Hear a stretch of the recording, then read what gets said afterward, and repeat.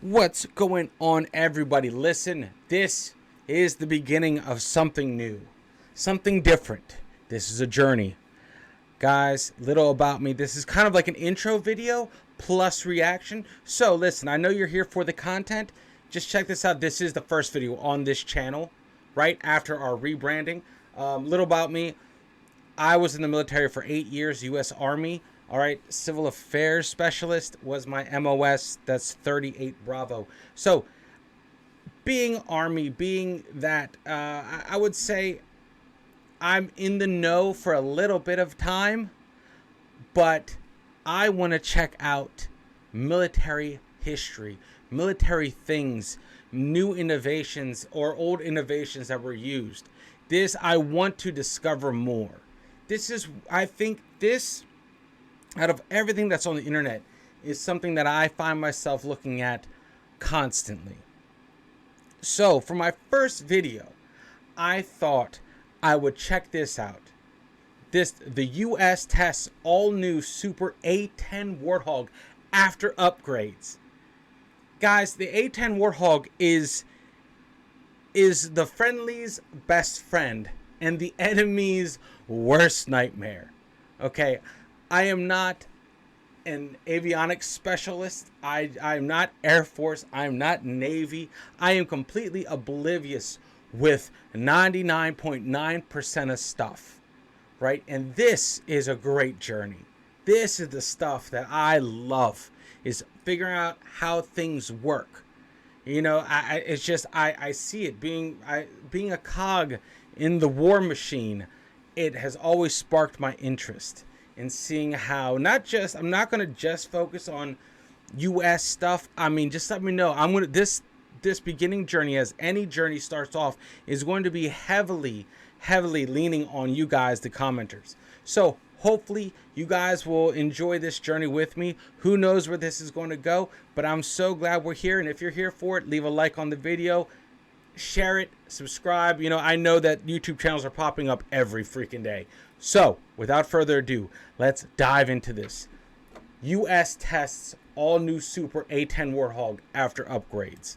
Let me pull it up. Ready? 3, 2, 20-minute video. All right, 3, 2, 1, let's go.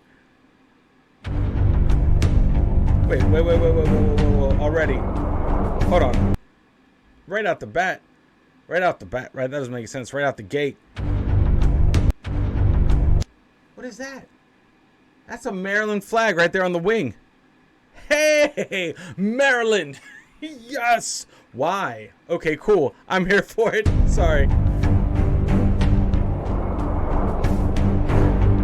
Oh my God, that sound. Oh my God, so badass. The unmistakable roar of the A-10 Warthog's engine sends shivers down the spines of its foes, while its robust armor and formidable weaponry can pierce enemy armored vehicles as if they were mere tin cans.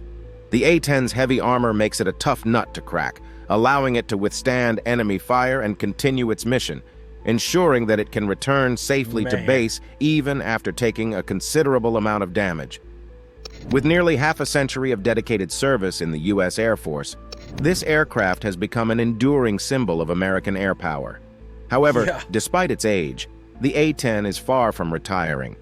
In fact, it was slated for yet another upgrade, proving that this battle-tested vehicle is still very much in the game. Now, this upgrade is ready for testing, and some countries are shocked by the remarkable rebirth of the Warthog. Wow. Join us as we explore the reasons behind the Russia panic as the USAF tests the new Super A10 Warthog. Oh my God, I can attest. Man, that A10, that's no joke. That is, if America possessed, the US possessed a dragon in its arsenal, this thing is just a beast to hear and to see. Man, it always blows my mind how they get these heavy ass airplanes in the air. Like, I'll just watch it. I was like, man, these things, it's like fighting physics every step of the way. Blows my mind. Power to anyone that is a pilot of an A-10 Warthog. You have no idea how many lives you've saved. You might be wondering why the U.S. Air Force continues to rely on the A-10 Warthog, a venerable aircraft that took its first flight way back in 1976. After all, sleek and advanced fighters like the F-35 Lightning are still in service. Well, it's simply because the A-10 excels in the crucial role of providing close air support to ground forces. Yeah. It's the go-to aircraft for hanging over the battlefield and supporting troops on the ground, a task that the F-35 isn't designed for. The A-10 Warthog stands out because it's purpose-built for this job. Sure, it might not be as elegant or graceful as the McDonnell Douglas F-15 Eagle or the F-16 Fighting Falcon, but it possesses a unique set of virtues that make it indispensable. The heart of this aircraft is its primary weapon, a 30mm automatic rotating Gatling-style gun known as the GAU-8A Avenger. The GAU-8A Avenger is one of the most potent aircraft guns in its class. First off, this beauty weighs nearly 2 American tons. Secondly, it boasts a jaw-dropping rate of fire, spitting out 3,900 rounds per minute. This means the Avenger can pierce armored vehicles at a distance of 1,312 yards, sending 65 rounds downrange every second. Not to mention, its accuracy is around 80% before the barrels start to overheat. This gun has earned itself the nickname the Burr because of its sheer power. Replacing the weapon would not only rob the A-10 of its charisma, but would also be a technically challenging and costly endeavor. However, the Avenger is not the A-10's sole armament. It can carry a variety of weapons on its 11 different hardpoints. There are 3 under the fuselage and 8 under the wings. This allows the Warthog to haul up to 7.93 tons of assorted weaponry. Its arsenal includes high-precision anti-tank missiles like the AGM-65A and AGM-65B Maverick, with a firing range of up to 17.4 miles, and the fire-and-forget homing capability. The A-10 can also pack a punch with rockets, high-precision, and conventional bombs. Designers even conjured up a guided high-precision bomb of the SDB or small-diameter bomb class, the GBU-39. This 250-pound bomb with a guidance system and wings allows 4 GBU-39S to be carried per pylon using the BRU-61A rack. Now listen, all that, what he just said, it just sounds awesome, right? I don't know what he's saying. I don't know what kind of armaments those are. Like I said, I am not in that world of knowing, oh, that's exactly what that is. Oh, that makes sense. Oh, that's crazy. This thing is a tank, man. This thing is the what is it? Batman's belt. It has a little bit of everything right when you need it. And that is so essential. This thing is they just took a tank and they put wings on it and they're like, "Hey man, go for it.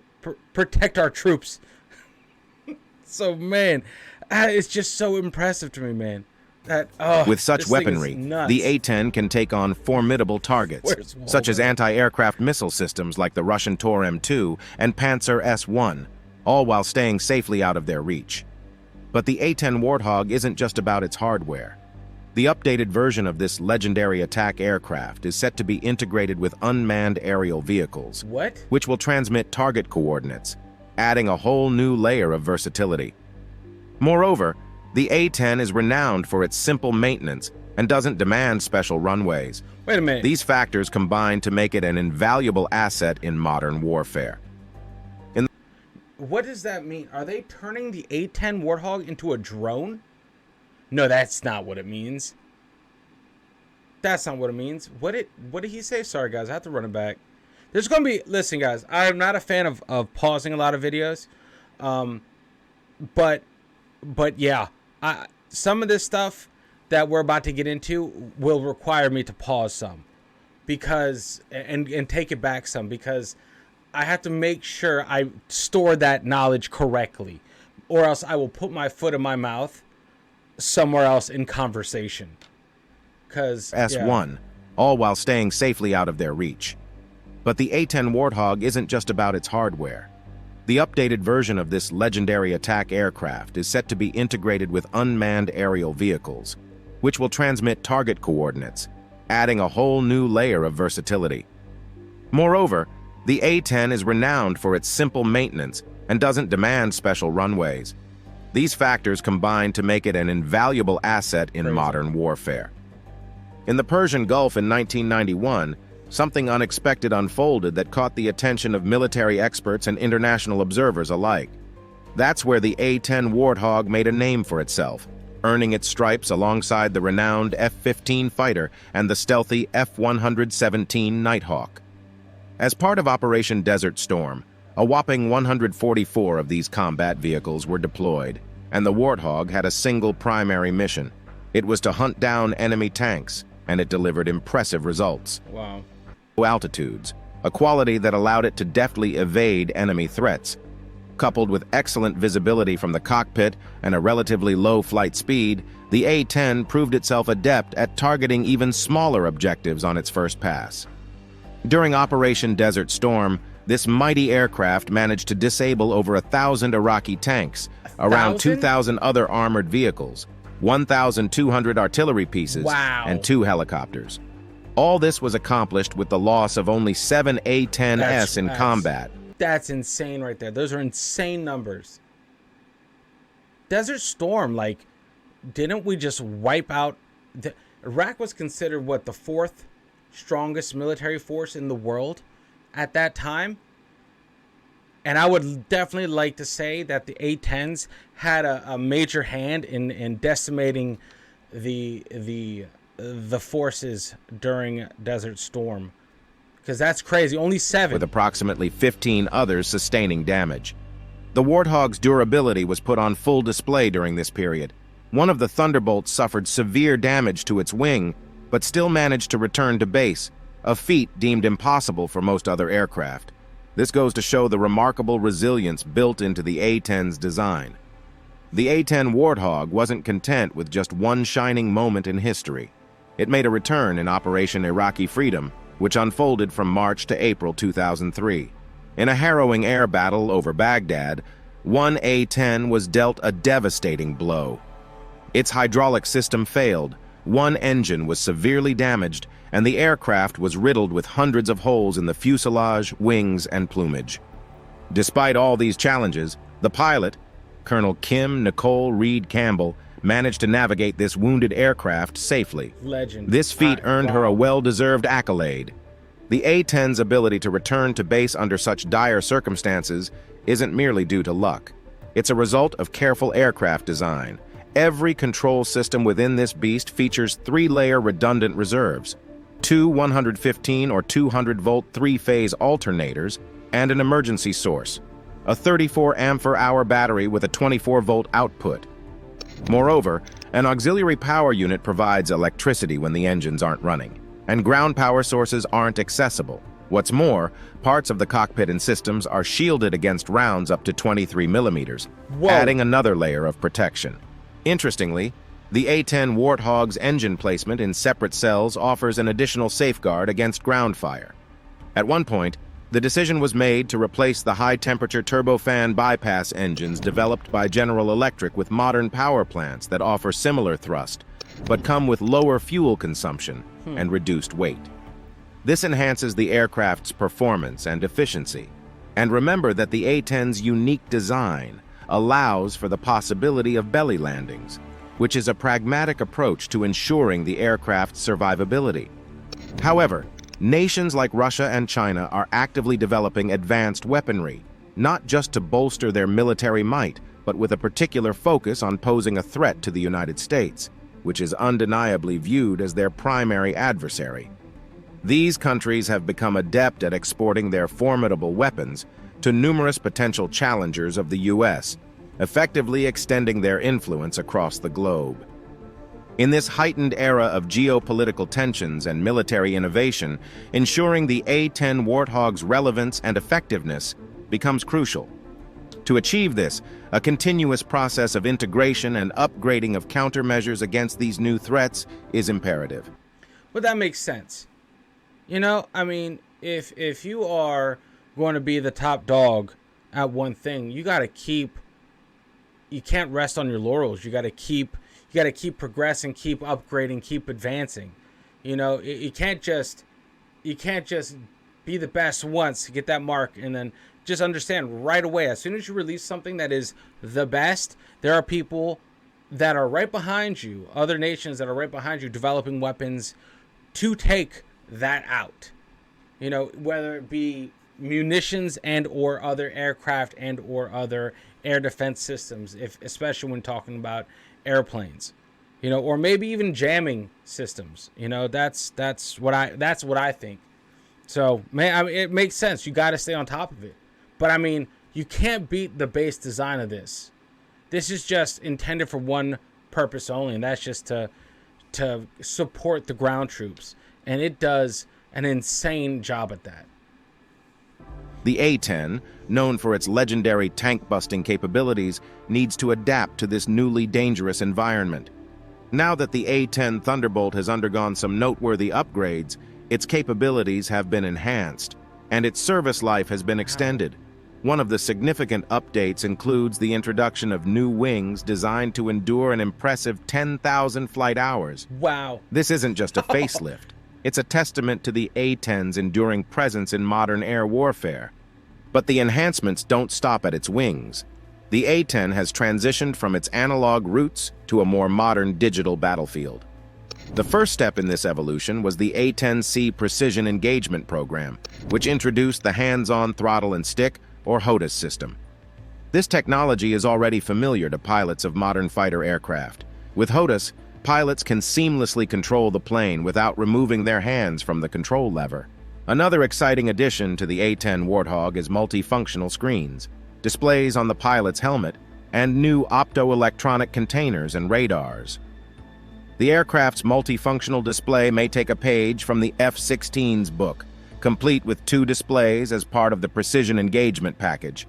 This means that the pilot can access critical information at a glance, increasing situational awareness. That's awesome, man. The A-10 is also set to receive a Link 16 connection, a significant upgrade that will facilitate more extensive and efficient data exchange.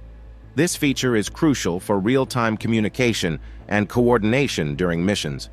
Furthermore, the aircraft is now equipped with helmets featuring the BAE Systems Striker 2 HMD or helmet-mounted display with integrated night vision and target tracking.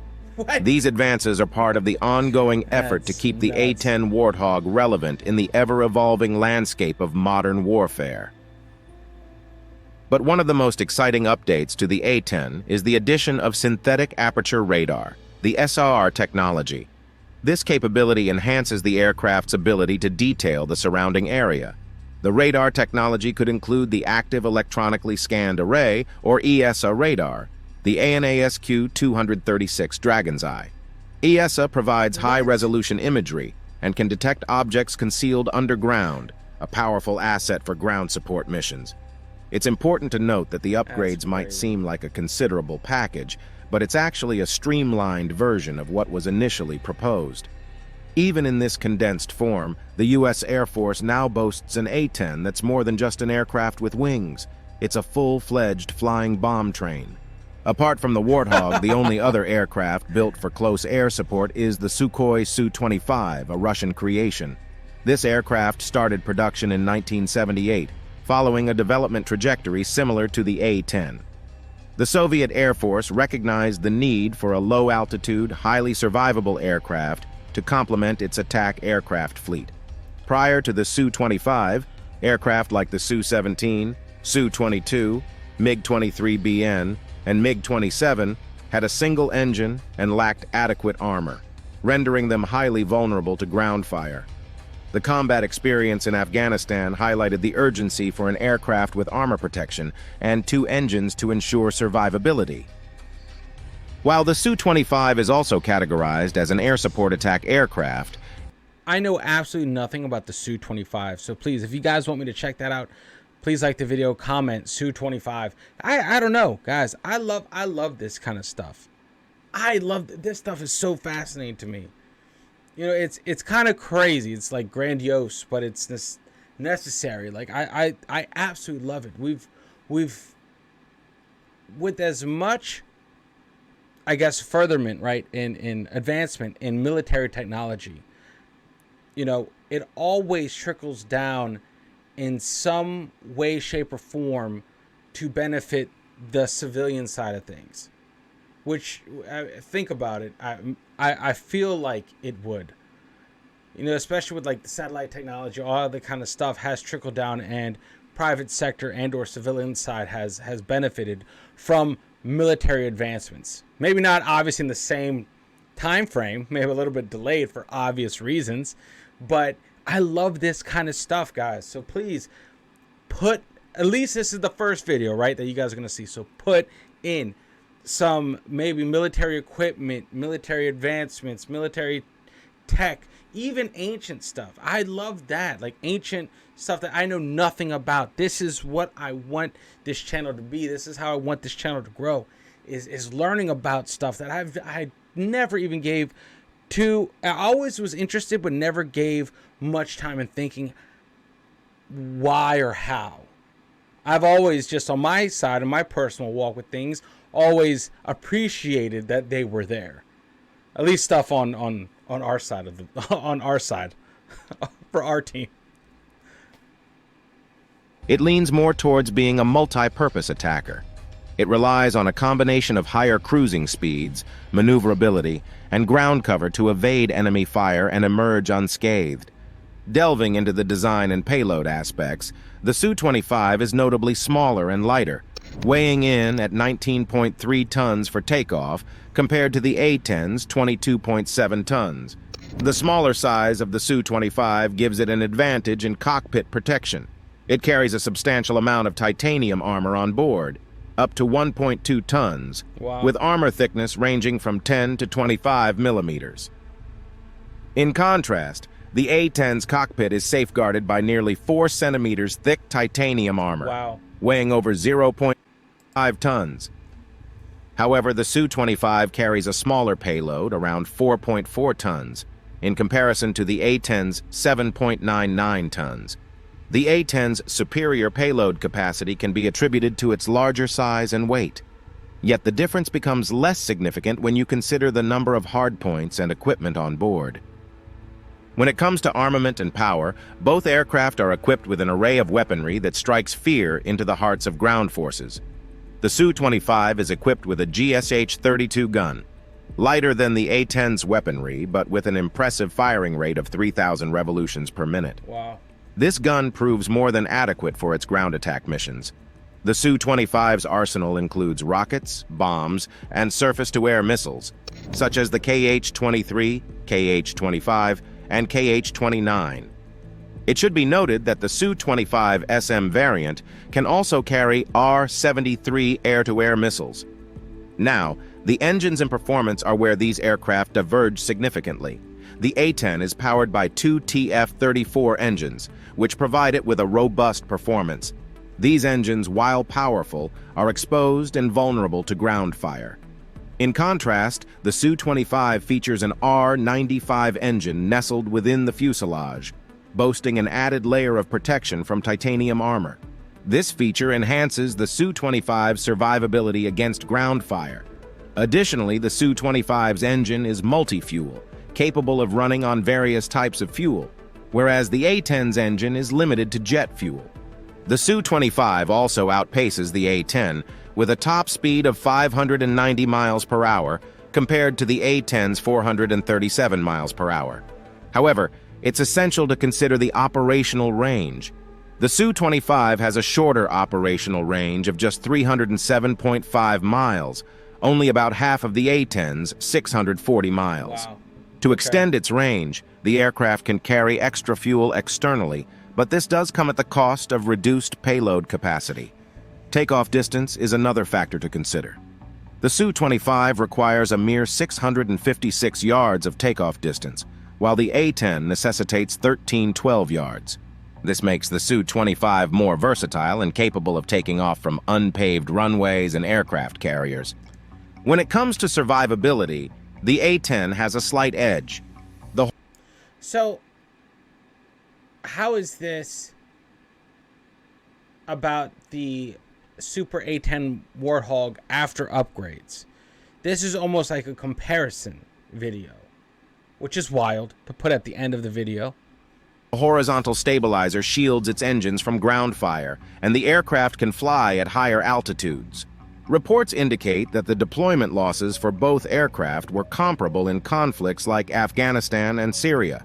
For instance, in Afghanistan, it was reported that around 22 Russian Su-25 aircraft were downed during an 8-year deployment period, while no A-10s were shot down during an 18-year deployment in the region.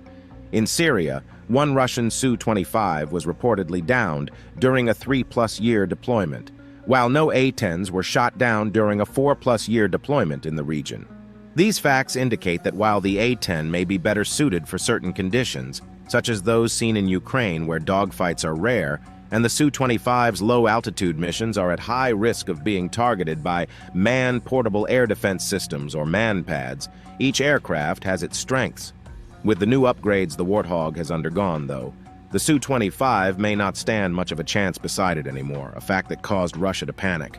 Funny enough, beyond the U-25, another fighter jet is competing with the A-10 Warthog, which is among the U.S. fighter jets.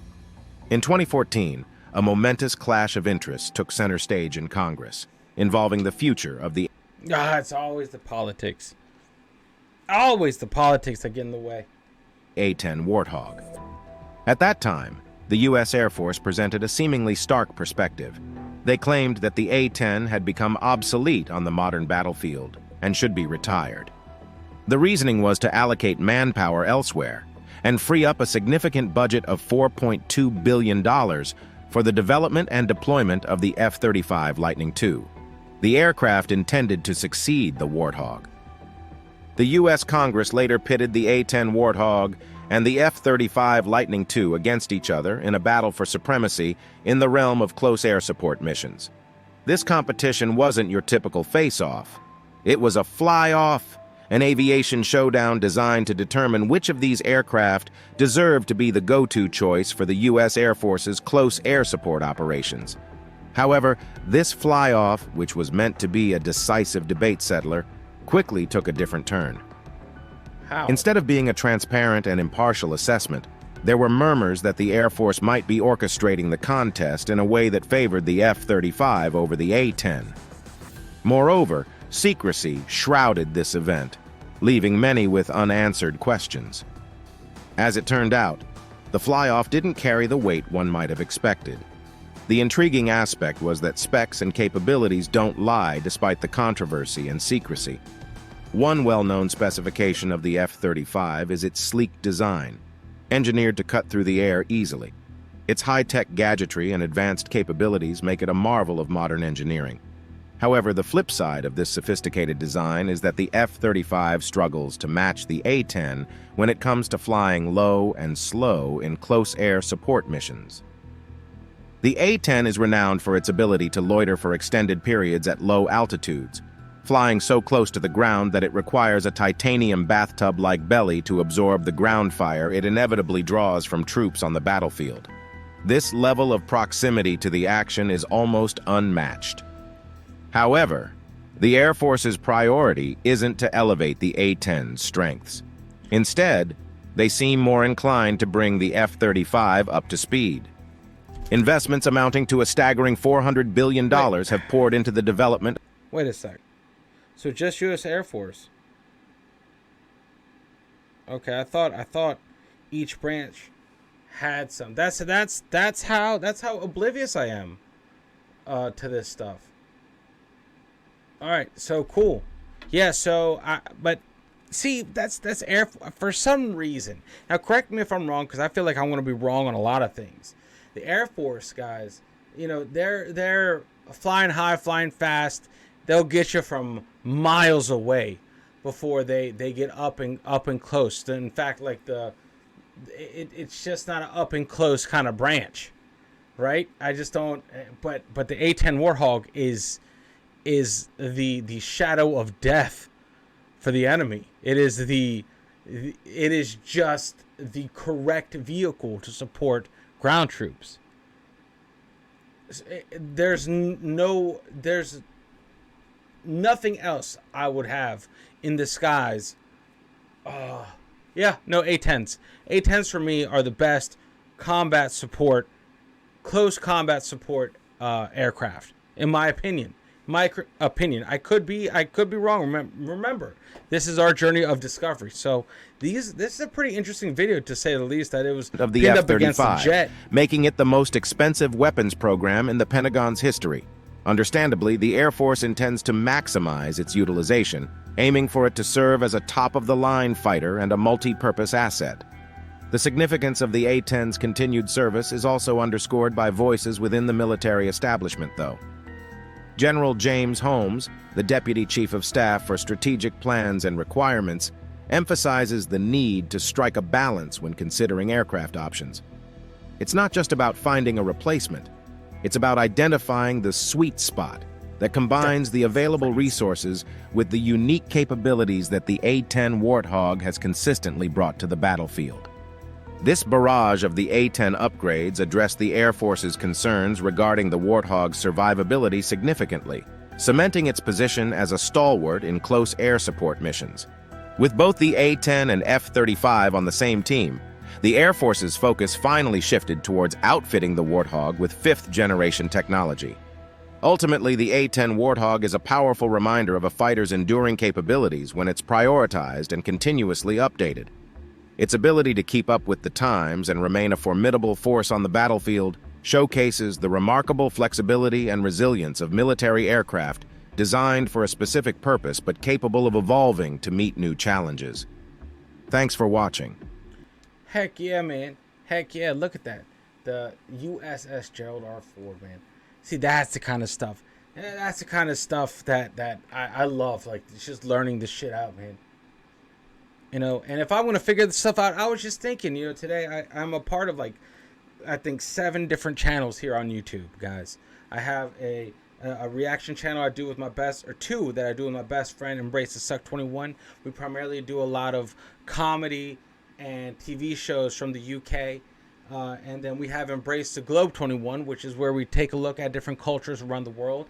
I have my music reaction channel, which is Areas in the Nation. We do music in different genres, and it's pretty crazy. And this right here, this is where I'm like, come on, let's learn. This is dope. If I can spend my free time, the little bit that I do have, learning about this cool stuff that just really, I would be watching this stuff anyway. Might as well watch it with you guys. This is the stuff that really piques my interest. Anyway, guys, listen, much love. You guys rock. Put in the comments section, where else do we go? What other military equipment we should check out? Because this is the stuff that really, really interests me. And it's not just the fact that it's military. It's like there's a lot of psychology behind the whys and all of this. It's so in depth. You can't just be like, oh, that's a vessel for death. Like, but it's the best one. You know what I mean? Or whatever. It's just like, you guys know. I feel like a lot of people that are watching this are going to have a military background or an engineering background and stuff like that. Like, I love you guys. You know, this is how I want to dive in to see how things work. I'm oblivious to this stuff, and I will try to learn. There's so much to learn out there. So anyway, guys, this is the first video on the channel. Hope you guys liked it. And listen, I have to figure out a sign off. I have to figure out all that kind of stuff, but we're building from the ground up. And again, thank you for tuning in. And I hopefully will see you in the next video. And yeah, here we go. Another military channel out here on YouTube. You guys rock. All right, later, guys.